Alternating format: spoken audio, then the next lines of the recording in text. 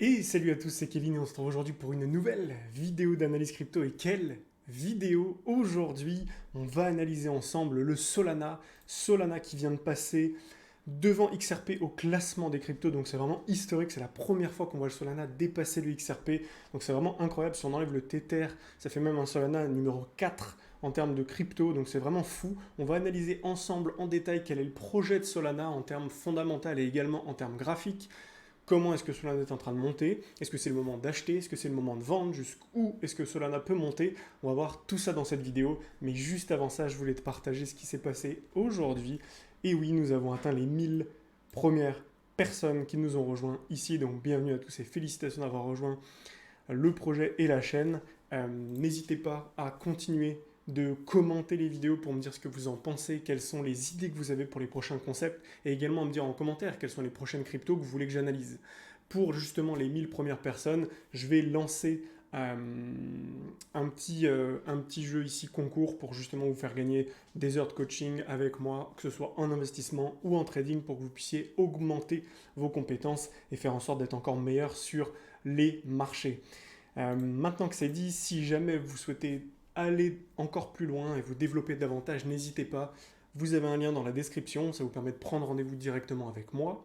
Une fois que vous avez pris rendez-vous avec moi, on fera simplement une vidéo ensemble. On verra comment je peux vous aider à mettre en place un plan d'action clair, soit pour vos investissements, soit pour votre trading. Il suffit que vous investissiez sur une seule mauvaise crypto et ça peut vous ruiner complètement une ligne de vos investissements et c'est vraiment dommage. Et donc je vous aiderai globalement à faire ça, soit dans l'investissement, soit dans le trading. Allez, on est parti tout de suite avec Solana qui a dépassé le XRP. Alors, Solana, j'ai appelé ça rapidité révolutionnaire et coût minime, vous allez voir pourquoi. Mais en fait, c'est fou à quel point les projets qui actuellement sont en train de le plus performer sont des projets qui sont extrêmement rapides, qui ont des coûts faibles et donc qui ont un fort potentiel de scalabilité. Donc on a une scalabilité et une vitesse exceptionnelle. On a des performances très élevées sur la blockchain Solana. On a des faibles latences. Et ça, encore une fois, quand on fait le parallèle avec Ethereum, c'est les vrais points noirs d'Ethereum. C'est extrêmement lent. On a de la latence. Quand il y a beaucoup de transactions, ça coûte extrêmement cher. Là, sur Solana, c'est vraiment l'inverse. Et c'est encore une fois ce type de plateforme, ce type de blockchain qui sont en train de surperformer complètement Ethereum. Parce que tout simplement, je pense que c'est l'avenir. C'est un petit peu comme à l'époque, quand on avait Yahoo. Yahoo était vu comme le site numéro 1 des moteurs de recherche. Et finalement, on a eu Google qui est venu et qui a complètement terrassé Yahoo. Mais à l'époque, personne n'aurait pensé que Yahoo se fasse défoncer. Et aujourd'hui, Yahoo, c'est beaucoup plus petit que Google. Et donc, pensez bien que oui, aujourd'hui, ça paraît impensable qu'Ethereum se fasse voler la vedette et qu'Ethereum ne soit plus la crypto-référence dans le futur. Mais n'oubliez pas que là, on parle vraiment en termes techniques et que techniquement parlant, Solana a beaucoup d'avantages par rapport à Ethereum et donc pourquoi pas dans le futur voir des basculements entre ces cryptos-là parce qu'elles sont censées résoudre les mêmes problématiques. Donc du coup, Solana, ça résout des problématiques de scalabilité des autres blockchains, dont Ethereum entre autres. Elle met en place de la technologie Proof of History, et ça, c'est pas le cas sur les autres, c'est pas le cas sur Ethereum, qui permettent d'organiser séquentiellement les transactions avant de passer à la validation par Proof of Stake, et du coup, ça fait forcément accélérer le processus, et donc ça, c'est vraiment une bonne chose pour Solana. Enfin, il y a des transactions qui sont rapides et économiques pour les raisons que je viens de citer, pour tout ce que je viens d'expliquer.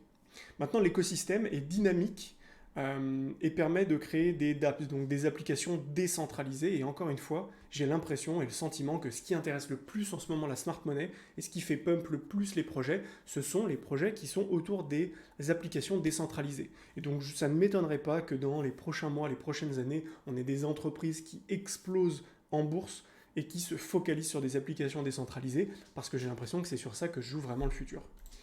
Donc on a un écosystème qui est florissant de dApps, donc on a vraiment beaucoup de choses. Si vous allez sur leur site internet, vous allez voir qu'il y a énormément de projets. Je vais vous en citer quelques-uns après, vous allez voir que c'est intéressant.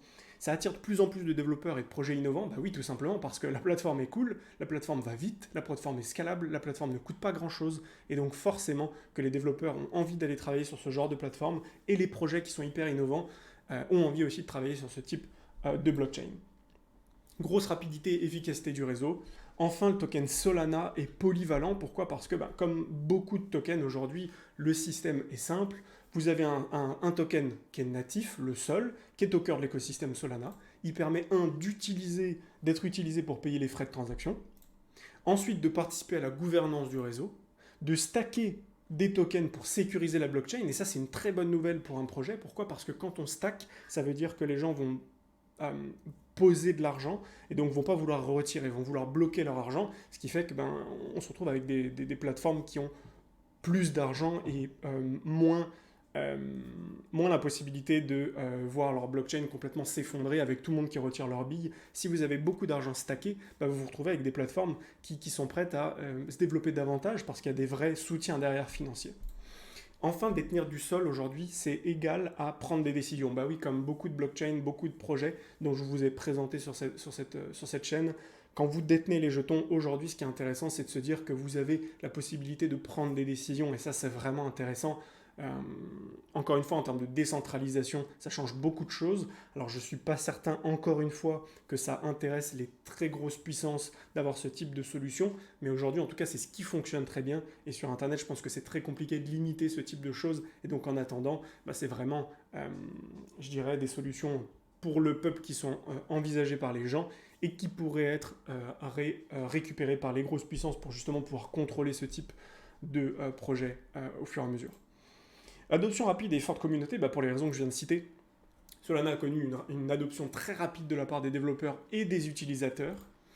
Il y a une communauté aujourd'hui qui est dynamique et engagée, qui met en avant le projet de manière extrêmement bien marketingment parlant, ce qui fait que forcément, lorsqu'on en parle beaucoup, il y a forcément des investisseurs qui n'y connaissent rien, qui investissent quand même dans le projet. Combien de personnes autour de vous ont voulu investir dans Solana alors qu'ils n'y connaissent rien du tout? Et ce n'est pas forcément le cas d'autres projets qui sont beaucoup moins bien marketingment parlant, comme, je sais pas, il y en a vraiment plein, le DaiDX, on pourrait parler, je sais pas, du dessert dont j'ai parlé il n'y a pas longtemps, qui ne sont pas du tout très performants marketingment parlant et dont on n'entend jamais parler.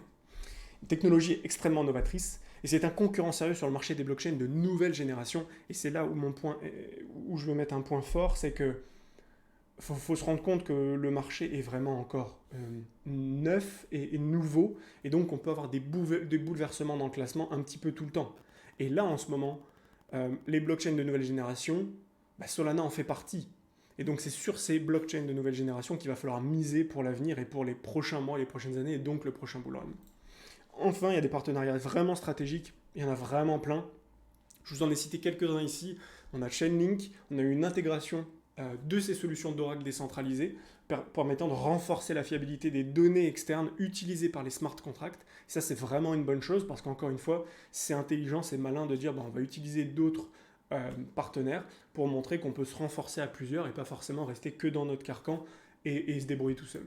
Le deuxième partenariat stratégique, c'est Terra, qui a créé une plateforme de stablecoin sur la blockchain Solana pour explorer ensuite les synergies de blockchain, améliorer l'interopérabilité et soutenir des applications financières décentralisées, encore une fois dans la même logique de développer encore plus leurs compétences autour des dApps. Et enfin, Serum, création d'une DEX, donc d'une plateforme d'échange décentralisée.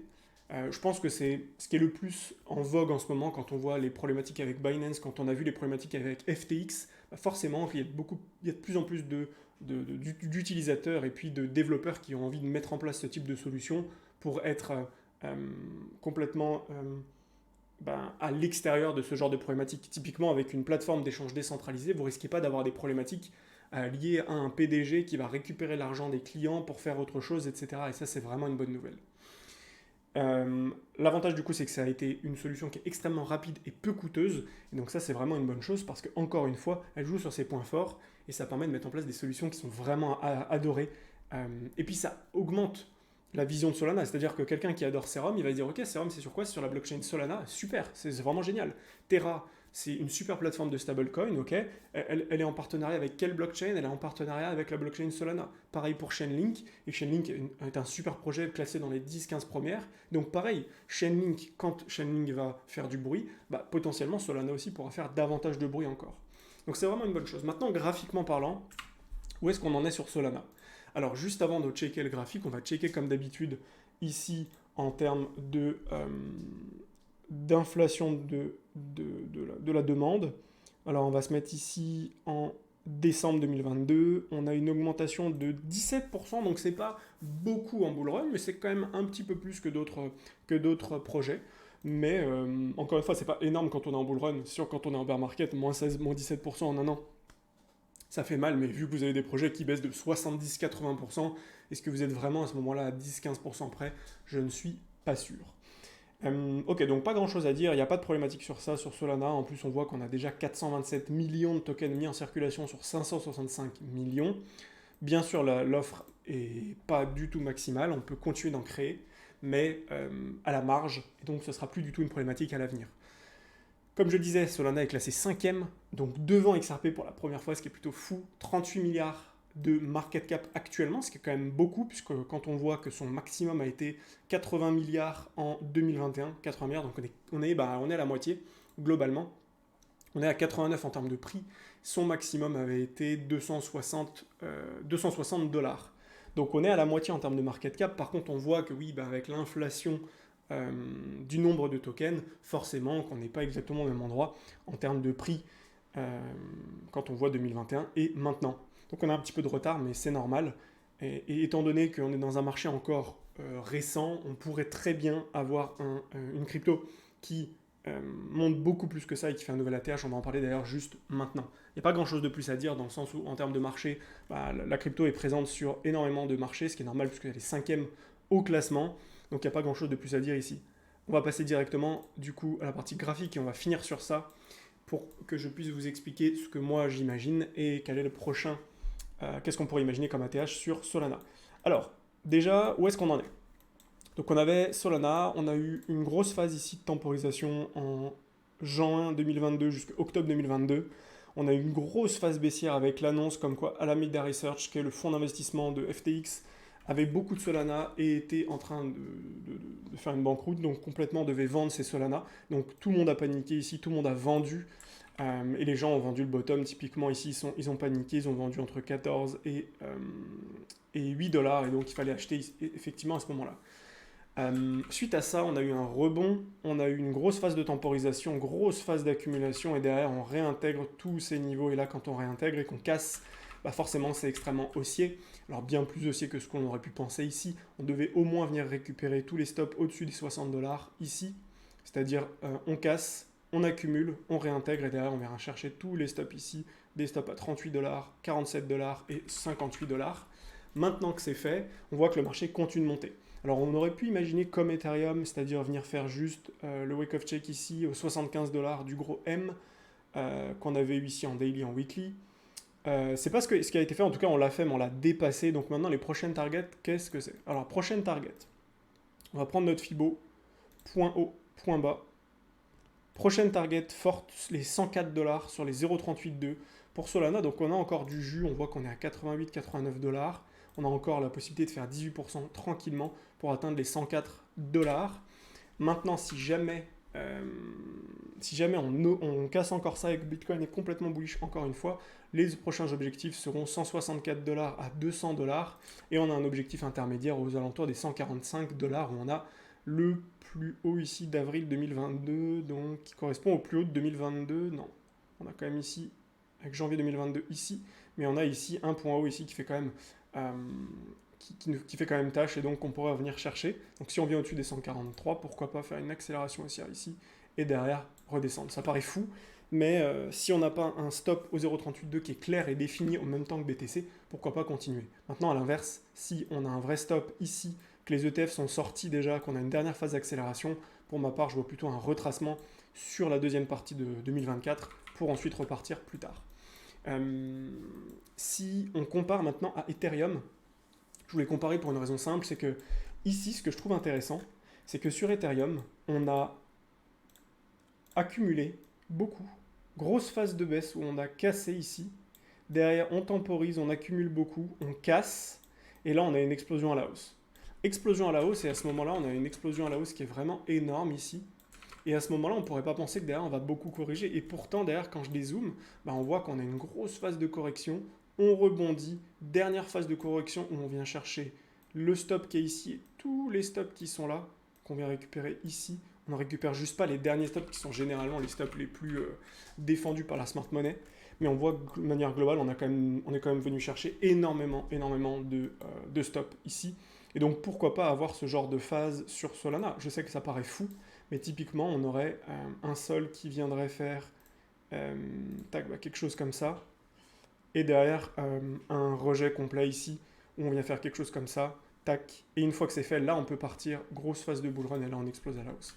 Imaginons qu'on ait ça qui se passe en termes de prochaine target. Honnêtement, pour le moment, je vois pas pourquoi on dépasserait globalement qu'on dépasserait les 150 dollars ici. Le but, c'est vraiment de prendre énormément de profit. D'ailleurs, ici, c'est déjà une zone de profit. Prochaine zone de profit, 104 dollars. Prendre des profits aux 144 dollars. Et enfin, pour moi, la zone suivante, c'est entre 160 et 190 dollars. Enfin, entre 160 et 200 dollars. Mais vraiment, ici, on est déjà sur un marché qui monte extrêmement rapidement. Et donc, il ne faudra vraiment pas s'étonner si du jour au lendemain, on a un gros secouement de marché ici et derrière une grosse phase de baisse. Donc il vaut mieux prendre des profits avant que ce soit trop tard, et c'est certainement pas une zone d'achat. Ici, on aurait préféré acheter lorsqu'on a eu des W dans des W. Ici, à la limite, à la cassure des 30 dollars. Mais une fois que c'était fait, là, c'était beaucoup trop tard. Et maintenant, c'est beaucoup trop vertical pour acheter. On achète un marché horizontal et pas vertical. Maintenant, en cas de nouvelle ATH sur Solana. Alors, ce que je n'imagine pas du tout maintenant, mais ce qu'on pourrait voir dans les prochains mois, si on a un gros marché aussi après le halving, on pourrait imaginer un top de marché entre 420 et 500 dollars sur Solana, ce qui nous ferait par rapport à maintenant, entre x4 et x5, du coup ça nous ferait passer de 38 milliards à, si on fait 38 x4 x5, ça nous fait passer à peu près à 150-160 milliards de market cap, et on a une deuxième target entre 700 et 800 dollars à peu près un peu en dessous. Et par rapport à maintenant, ça nous ferait une augmentation de 7 x 7 x 8, ouais, entre x8 et x9 globalement. Par rapport à aujourd'hui, on est à peu près à 38 milliards, donc ça nous ferait 38 x 8, ça fait à peu près 250 milliards de market cap. Est-ce que c'est quelque chose de réaliste, 250 milliards de market cap? J'en avais déjà parlé, mais je pense complètement que oui. Ethereum aujourd'hui, c'est 260 milliards. Lors du prochain bull run, Ethereum pourrait monter à 600, 700, 800, 900 milliards de market cap. Et donc ça paraît complètement cohérent qu'un Solana, lui, arrive à 300 milliards quand un Ethereum en est à 800 milliards. Donc je pense que c'est complètement réaliste. Donc pour moi, les targets de Solana, c'est vraiment à long terme. Si vous êtes investisseur à long terme, pour moi, ici, il ne faut vraiment pas paniquer. Il faut être capable d'être résilient et d'être patient. Target vraiment minimum pour rentrer ici sur Solana. On prend le point haut, donc je ne sais pas où il sera, mais imaginons qu'il soit ici. Dans ce cas-là, on prend ça, on prend notre Fibo 0,618, 0,786, on fout ça en vert. Tout ce qui rentre là-dedans, on l'achète. De manière très claire, on peut commencer à faire un DCA là-dedans entre 46 et 30 dollars. Et ensuite, les objectifs d'achat un peu plus agressifs sont aux alentours des 12,90$ qui fait bien bas, et également des 17 dollars. Donc voilà, on a deux gros points ici. On va faire un petit carré vert également. Tac, tac. Donc on a des grosses zones d'achat ici. Globalement, on peut commencer le dessert entre 46 et 30 dollars. Et sinon, avoir des entrées agressives entre 17 et 12 dollars me paraissent être une très bonne chose pour Solana. Donc voilà ce que je vais vous partager. Encore une fois, bravo et félicitations pour les 1000 premières personnes. Je vous souhaite une très belle journée. Je vous dis à demain pour une prochaine vidéo. Ciao, ciao.